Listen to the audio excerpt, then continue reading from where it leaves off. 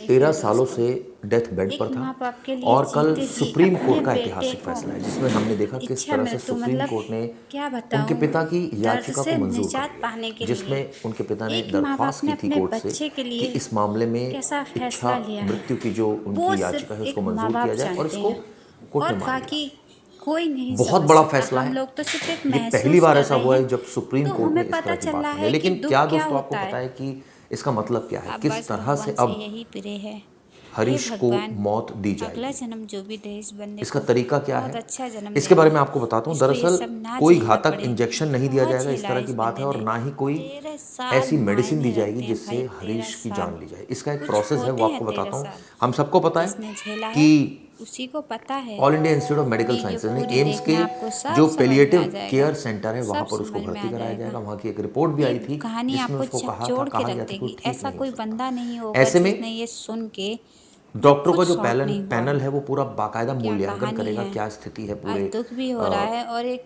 मरीज एक की, और ये उसके भी बाद लग ये रहा है कि पुष्ट करेगा चलो कि वो उसके बंदा ठीक अपने होने की दुःख से संभावना है या नहीं। आप उभर तो सोचिए पाया। परिवार के लिए लेकिन कितना दुखद बात है क्या कर कि सकते हैं इतना भगवान के लगातार आगे। वो इतने सालों से गम हे झेल रहे हैं। भगवान अब बस इसी वजह से सुप्रीम कोर्ट ने भी शायद ये सोचा कि एक बार गम देना ज़्यादा सही है, बार बार इतने लंबे समय तक गम देना ठीक नहीं है।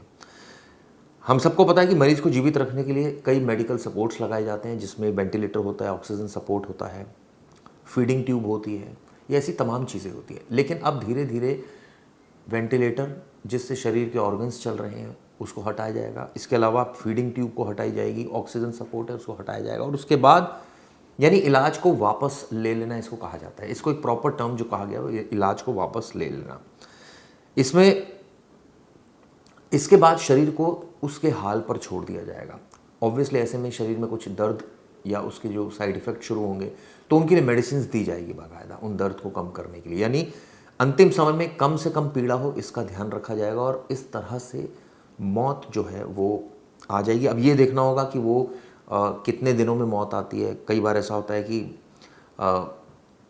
कुछ घंटे लगते हैं, कुछ दिन लगते हैं, कई बार होता है कि काफ़ी वक्त लगता है, और जब तक डॉक्टर्स मेडिकली किसी को डेथ डिक्लेयर नहीं कर देते तब तक एक तरह से कहा जाए कि पूरे प्रोसेस को अडॉप्ट किया जाएगा और तब तक प्रोसेस ख़त्म नहीं होगा। ये दरअसल इसलिए मैंने आपको बताया क्योंकि ये एक बहुत बड़ा मामला है हरीश राणा का, यानी गाज़ियाबाद का, जो 13 साल पहले 4th फ्लोर से गिर जाता है और उसके बाद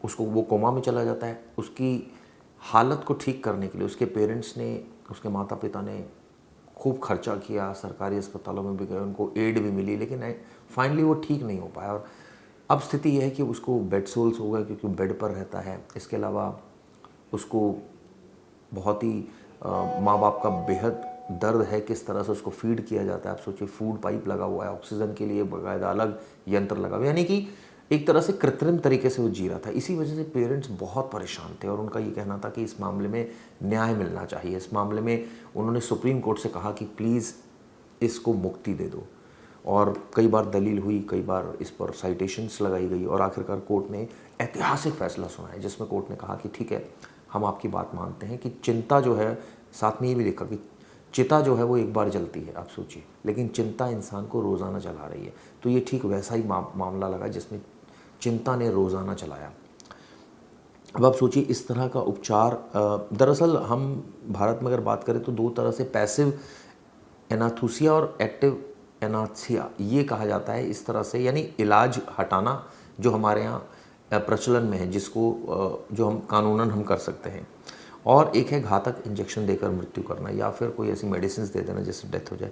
इसको भारत में अवैध बताया गया, हालांकि कई ऐसे देश हैं जहाँ पर ये वैध भी है। अब सवाल ये उठता है कि जब ये सारी चीज़ें हो जाएंगी तो ये किस दिन ये प्रक्रिया शुरू होगी, कब डेथ होगी, कब डिक्लेयर होगा, क्योंकि 4 हफ्तों के अंदर रिपोर्ट देनी है सुप्रीम कोर्ट को। तो ये माना जा सकता है कि एम्स के जो मैंने आपको बताया शुरुआत में जो सेंटर है, यानी पेलिएटिव सेंटर जो है, वहाँ पर रखा जाएगा पेशेंट को, और वहाँ पर इस तरह से इलाज घटाने की प्रक्रिया शुरू होगी। क्योंकि हमने देखा वो घर पर था काफ़ी वक्त तक हरीश, और वो बहुत परेशानी में उसका परिवार है, और इसी वजह से उसने दरख्वास्त लगाई थी। जाते जाते आपको ये बताना चाहूँगा क्या कहना है उनके पिता का और क्या कहना है वकील का। हमारी जो मैडम थी उनके मन में संकल्प उठा आज से 4 साल पहले कि आप प्रधानमंत्री को कहो या राष्ट्रपति को कहो। मैंने कहा भाई ऐसे हो नहीं सकता है, परंतु चलो जैसे भी हमने फिर अपने जो भी है हमारी, मैं एक संस्था से जुड़ा हूँ ब्रह्मा कुमारी से, दीदी को बताया, दीदी ने एक वकील को भेजा, मनीष जैन उनका नाम है, तो हाई कोर्ट तक गए, परंतु वो गलत, चलो जो भी था अच्छा हुआ। उसके बाद हम सुप्रीम कोर्ट में किया, सुप्रीम कोर्ट से भी हम सरकारी न्यायाधीशों का, सर्वोच्च अदालत के जो भी न्यायाधीश रहे उनका हम कोटि कोटि धन्यवाद करते हैं। उन्होंने स्टेट गवर्नमेंट को अच्छे ऑर्डर दिए, परंतु ऑर्डर आदेश तो पारित सर्वोच्च न्यायालय से हो जाते हैं, परंतु जब व्यवहारिक रूप में आते हैं तो उन आदेशों का पालन ठीक ढंग से नहीं किया जाता है। चलो जो भी है, हम धन्यवाद करते हैं उन अभिवक्ताओं का भी, उन मुख्य चिकित्सकों का भी, उप चिकित्सकों का भी सहयोग मिला हमें, परंतु हम सेटिस्फाइड, हम दोनों बूढ़े हो रहे हैं, 63 साल मेरी उम्र हो रही है, 60 के लगभग उसकी हो रही है। न्यायाधीश ने तो बोर्ड बिठाए, यहाँ के सीएमओ आए, गाजियाबाद के आए, नोएडा के आए, मेरठ के आए, परंतु हमने बोले नहीं जी एम्स का बोर्ड बिठाओ। उन्होंने हमारे लिए एम्स का भी बोर्ड, एम्स की रिपोर्ट ली, एम्स में लड़के को ले जाया गया, उन्होंने चेक किया, उसके बाद उन्होंने ब्रेन डेड उसका डिक्लेयर किया। उसके बाद हमें 13 जनवरी को न्यायाधीश ने अपने सामने हमें बुलाया, तो गोपनीय मीटिंग हुई हमारी। बहुत अच्छे न्यायाधीश हैं, मैं कहता हूँ ये मुख्य न्यायाधीश बने, अभी बन जाएंगे और जिस हिसाब से, क्योंकि ये मेरा अपने लड़के का मामला नहीं है, ऐसे इस भारत देश में पता नहीं कितने लड़के पड़े हैं।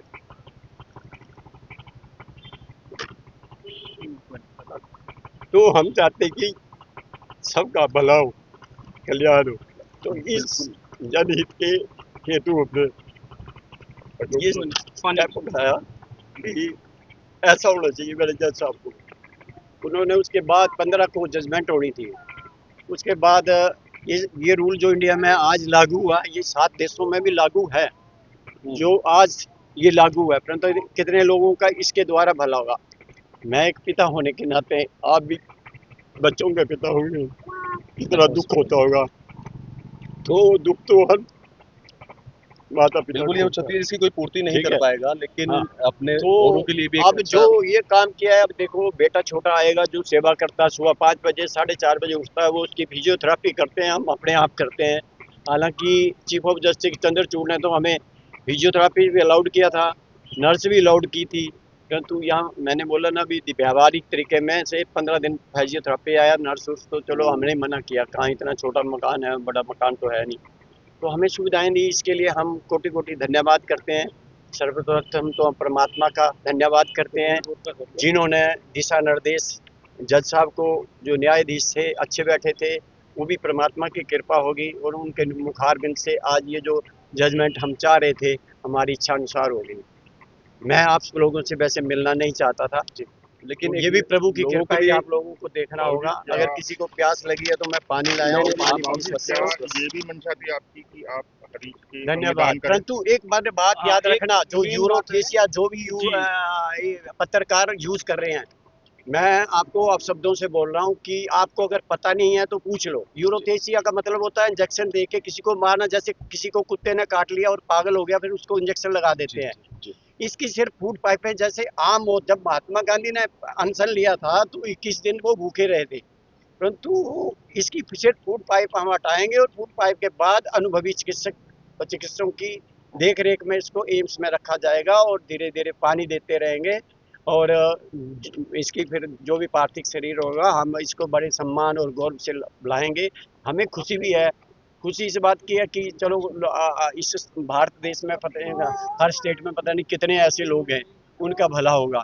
दुख इस बात है कि सिविल इंजीनियरिंग कर रहा था और टॉपर था चंडीगढ़ यूनिवर्सिटी का, 2 कंपटीशन जीत चुका था, और तीसरा इसने पंजाब यूनिवर्सिटी में जीतना था। 20 अगस्त 2013 की घटना, मंगलवार था, राखी थी, इसने मैसेज भी भेजे, तो हमें फ़ोन आया कि ये गिरा है। हम जब रात को 3 बजे पीजीआई ट्रामा सेंटर पहुंचे तो इसके सिर में चोटें थी, यहाँ उंगलियों के निशान थे, पैर के तलवे नीले थे, परंतु जैसे तैसे यूनिवर्सिटी किसी सीबीआई वाले ने बताया कि ये प्रकाश सिंह बादल की उसमें सरकार थी। चलो जो भी हुआ होना होगा, वो ऐसे ही शायद हमारे कर्मों में लिखा था, सेवा लिखी थी, हम सेवा कर रहे हैं। और आज भी मैंने मैसेज ये भेजा था अपनी को कि परमात्मा की कृपा से हम सेवा कर रहे हैं और करेंगे और करते रहेंगे, क्योंकि हमारा तो बच्चा है। ठीक है। हम गलत हैं। हालांकि हमारी एएसजी साहब यहाँ आई 2-3 बार उनकी मीटिंग हुई हमारी ऑनलाइन, घर पे न तो फोन आता, उन्होंने अपने आप देखा। मैं कहा अपने आपकी अंतरात्मा जो आपको इजाज़त दे वो आप स्टेटमेंट कोर्ट में दे सकते हैं। ठीक है। देखिए, आज हरीश राणा के केस में लव, मेडिसिन और मर्सी के बीच में एक जो डायलेमा था उसको क्लियर कर दिया, और राइट टू लाइफ के साथ राइट टू डाई का भी एक फ्लरिश कर दिया है, एक कॉन्सेप्ट पूरे देश के लिए। और हरीश राणा के माता पिता ने 13 साल उसकी सेवा की, लेकिन कोई रिकवरी नहीं थी फर्स्ट सेकंड बोर्ड की बाद भी। तो लगभग 82-84 दिन के बाद जजमेंट आया है, रिजर्व हो गया था, और उसमें मेडिकल बोर्ड को, मतलब एम्स को कहा गया है सुप्रीम कोर्ट के थ्रू कि आप इसको बच्चे को लेके जाइए और उसके जितने भी इक्विपमेंट्स उसके शरीर में लगे वो सब निकाल दीजिए, और उसके बाद जब तक वो जी सकता है जिएगा, प्राकृतिक अवस्था में उसमें छोड़ दिया गया है। और एक बहुत अच्छी नज़ीर पूरे देश के लिए बनाई गई कि पूरे देश में जितने भी गवर्नमेंट हॉस्पिटल हैं उन सबके सीएमओ को गाइडलाइन जारी कर दी गई है कि आप ऐसे पैलेटिव केयर के जो पेशेंट्स हैं उनका ध्यान रखेंगे, उनके केयर अगर नहीं हो पाती है, ढंग से वो रिकवर नहीं हो पाता है, तो उसके लिए मेडिकल बोर्ड कॉन्स्टिट्यूट करेंगे और उसकी रिपोर्ट समय समय पर मंत्रालयों को देते रहेंगे। और आज के केस में भी अगले 30 दिन का टाइम दिया गया है, पूरे देश में क्या इसके ऊपर काम हुआ है और क्या काम होना बाकी है वो सारा बताया जाएगा। और साथ ही यूनियन ऑफ इंडिया को भी ये रिक्वेस्ट की गई है कि इस मुद्दे पे कोई कानून बनाया जाए जिससे माता पिता को, ऐसे पेशेंट को कुछ रिलीफ मिल सके। ये पहली बार, हाँ, ये मतलब ये पहली बार इम्प्लीमेंट हुआ अरुणा शान बाग में। इसके बारे में डिस्कशन हुआ था, लेकिन 2018 का कॉमन कॉज में बहुत सारी गाइडलाइन बनाई गई थी, तो एक तरह से ये आज पहली बार इम्प्लीमेंटेशन होगा कॉमन कॉज की गाइडलाइंस का 2018 की। और जैसा आपने शुरू किया था शेक्सपियर और हेनरी साहब से कि डू एंड डाई का जो डायलेमा होता है, क्या करे और क्या ना करे, लेकिन आज कोर्ट ने संविधान को, सारे चीजों को देखते हुए हरीश राणा को मुक्ति का एक मार्ग दिखा दिया है। सर,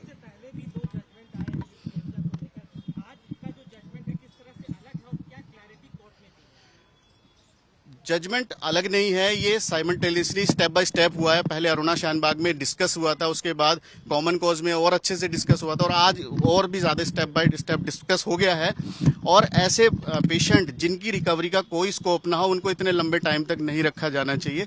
उसके ऊपर मेडिकल बोर्ड बनना चाहिए, उसकी रिपोर्ट आनी चाहिए, और अकॉर्डिंगली उस पे मेडिकल बोर्ड को, डॉक्टर्स को अपनी ओपिनियन देके उसके साथ न्याय करना चाहिए। सर, हरीश राणा की बता दीजिए कि क्या स्थिति थी, कैसे थे, कब से हुआ, मामला क्या था पूरा? नॉर्मली 21 साल की एज में वो बीटेक पढ़ने के लिए पंजाब यूनिवर्सिटी गया था, चंडीगढ़ में था। वहां से 4th फ्लोर पे, फर्स्ट ईयर में ही 4th फ्लोर पे से वो गिरा दिया गया। उसके गर्दन में बहुत सीवियर चोट लगी, मतलब पूरा हेड इंजर हो गया, और तब से ही वो 100% पैलेटिव केयर पे चला गया, मतलब कोई रिकवरी के चांस नहीं थे। और 20 अगस्त 2013 की ये बात है, और आज हम 2026 में खड़े हैं। 13 साल की लगातार मेहनत से सारी तरह की जितनी भी एडवांस चीजें अवेलेबल है मेडिकल साइंस की, सारी यूज की गई, लेकिन कोई भी रिलीफ नहीं मिला। तब हम सुप्रीम कोर्ट आए, इससे पहले हम हाई कोर्ट गए थे, हाई कोर्ट ने रिजेक्ट किया, और उसके बाद सुप्रीम कोर्ट आया, उसके बाद भी सुप्रीम कोर्ट से भी एक रिलीफ मिली थी। अब 3rd स्टेप में हम एमए में आए थे मिसलेनियस एप्लीकेशन लेके, और जिसे अलाउ कर दिया गया।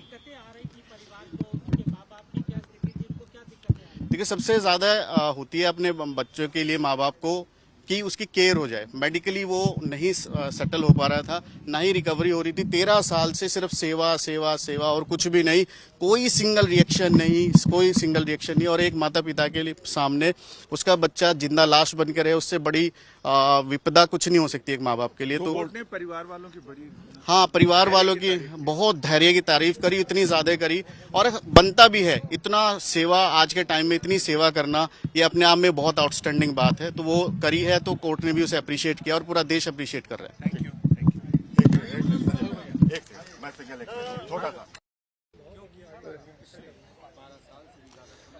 पैसिव यूथेनेशिया यानी इच्छा मृत्यु, इसे लेकर सुप्रीम कोर्ट ने एक अहम फैसला सुनाया है। जस्टिस जेबी पारदीवाला और जस्टिस केवी विश्वनाथन की पीठ ने इस मामले में 2018 में दिए गए अरुणा शानबाग के फैसले को आधार बनाते हुए अपना निर्णय इसे और आगे बढ़ाया है। हमारे साथ हरीश राणा के वकील मनीष जैन हैं। मनीष जी, कितना अहम है ये फैसला और कितना भविष्योन्मुखी है?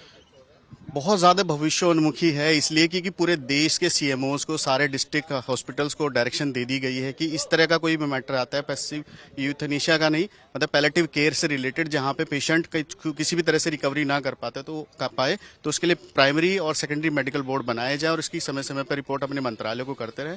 और साथ में सेंट्रल गवर्नमेंट को भी रिक्वेस्ट की गई है कि इस तरह के मैटर पे कोई एक फर्म लेजिस्लेशन बनाए जिससे पूरे देश में एक फॉर्मेलिटी आ जाए। और इस मामले में तो बहुत बहुत अच्छा जजमेंट हो गया है और जस्टिस पारदीवाला और विश्वनाथन साहब बहुत ही संवेदनशीलता के साथ, बहुत सेंसिटिविटी के साथ इस मैटर को डील कर रहे थे। इसमें 2018 में जो अरुणा शानबाग के मामले में मैटर वो निर्णय आया था कोर्ट का, उसमें कोर्ट का इन्वॉल्वमेंट था, लेकिन इस बार कोर्ट ने कहा है कि जो 2 मेडिकल बोर्ड होंगे वो ही तय करेंगे, यानी कोर्ट का कोई इन्वॉल्वमेंट। देखिए, अरुणा शानबाग का मैटर बहुत पुराना है। 2018 में कॉमन कॉज की जो पीआईएल थी उस पर डिस्कशन हुआ था और अब फाइनली एक फ्रेश केस के साथ ये डिस्कशन हुआ और उसमें सारी चीजें अभी वापस से डिस्कस हुई है, क्या एक्टिव है क्या पैसिव है, क्योंकि डिटेल ऑर्डर प्रोनाउंस वो बाद में मिलेगा। अभी तो जो उसका ऑपरेटिव पार्ट है वो हमारे साथ डिस्कस किया गया कोर्ट में, तो बस इतना ही सबको पता है। थोड़ी देर में, घंटे 2 घंटे में हमारे पास पूरी डिटेल आ जाएगी क्या क्या डिस्कशन हुआ है एक्चुअली। तो इसमें एक चीज और कि एक्टिव यूथेनेशिया और पैसिव यूथेनेशिया, तो हमारे दर्शकों के लिए आप बता दें कि दोनों में फर्क क्या है। एक्टिव में मतलब आप किसी को जैसे पॉइजन का इंजेक्शन लगा देते हो, और पैसिव में मतलब आप उसको ऐसी सिचुएशन में ले आते हो जो नेचुरल होती है, बस इतना से ही फर्क है और कुछ ज्यादा। 21 साल का एक युवा अब 33 साल का हो गया है, लेकिन 12 साल से ज्यादा पहले जो घटना हुई थी जिसमें पंजाब टेक्निकल यूनिवर्सिटी में वो बीटेक करते हुए छत से गिर गया था, तब से अब तक की स्थिति क्या रही? माता पिता किन स्थितियों से गुजरे? आप तो वकील हैं। वो वकील भी हूँ, मैं उनके घर भी गया हूँ, मैं बच्चे से मिलके भी आया था, सारी चीजें मैंने देखी हैं। और जब मैं पहली बार देख आया था तो जैसे करुणा किसी के भी मन में जाग जाती है, ऐसी सिचुएशन मैंने देखा है वो। और एक उसमें मैंने बहुत अच्छी जो चीज नोट करी कि वो ना एक मेडिटेशन से, ब्रह्मकुमारी से जुड़े हुए हैं, तो वह हर चीज में ग्रेटिट्यूड देखते थे। हर बात में कोर्ट आए, मीडिया से मिले, मुझसे मिले, कुछ भी हुआ सब में ग्रेटिट्यूड, और उसी ग्रेटिट्यूड का परिणाम है कि आज ये बहुत अच्छा जजमेंट आ गया है। ऐसी स्थिति आ गई कि माता पिता को खुद ही कहना पड़ा कि वो देखिए खुद ही 52 साल के थे और सेवा करते करते वो बूढ़े हो गए, उनकी शक्लों से लगने लग गया कि बूढ़े हो गया। तो बूढ़े माँ बाप को डर हो जाता है कि हमारे बात कौन देखेगा, इसलिए अपने ही सामने उन्होंने ये कोशिश करी है। कोर्ट ने इस पूरे मामले को एक मतलब कहें तो कानूनी से ज्यादा इमोशनल, साहित्यिक टच भी दिया और ये बताया कि क्यों ये जजमेंट इतना महत्वपूर्ण है। तो होमर से शुरू किया, हेनरी से शुरू किया और फिर शेक्सपियर पे आए। फिर जस्टिस विश्वनाथन ने इसमें संस्कृत का एक श्लोक बताया कि चिंता जीवित को जलाती है, चिता मरे को जलाती है। तो क्योंकि जीवन बहुत पोएटिक है, जीवन ये कानून से बहुत ऊपर है, जीवन मेडिकल से बहुत ऊपर है। जीवन तो बस जीवन है और जीवन को किसी भी परिभाषा में आप सेट नहीं कर पाओगे, लेकिन हाँ उसके लिए बातें कर सकते हो। वही ऑनरेबल सुप्रीम कोर्ट ने भी करी है। आपका बहुत बहुत शुक्रिया। यानी सुप्रीम कोर्ट ने जब इस मामले में फैसला सुनाया तो जस्टिस पारदीवाला ने अपने निर्णय सुनाने की शुरुआत हेनरी से की, जिसमें उन्होंने कहा कि वो दार्शनिक जिन्होंने कहा कि जीवन ईश्वर देता है तो हमें उसे स्वीकार करना चाहिए। और साथ ही फिर शेक्सपियर को उद्धृत किया, उन्होंने कहा कि टू बी और नॉट टू बी, कि जीवन जिया जाए, क्या किया जाए, यानी जो एक जीवन की उहापोह है उसके बारे में बताया। और जब जस्टिस विश्वनाथन ने अपना निर्णय सुनाया तो उन्होंने ये कहा कि चिंता और चिता में एक बिंदु मात्र का फर्क है, लेकिन चिता निर्जीव को जलाती है और चिंता जीवन को जलाती है, यानी जीवित व्यक्ति को जलाती है। तो ये निर्णय अपने आप में ये बताता है कि जब जीने की आस बिल्कुल खत्म हो जाए तो जीवन जीने का अधिकार जो संविधान देता है, गरिमापूर्ण जीवन जीने का अधिकार, तो वही संविधान जिसकी व्याख्या सुप्रीम कोर्ट ने की और एक बार फिर ये कहा कि ये संविधान गरिमापूर्ण जीवन जीने का अधिकार देता है तो गरिमा से मृत्यु का अधिकार भी देता है, यानी मृत्यु भी हो तो गरिमा के साथ।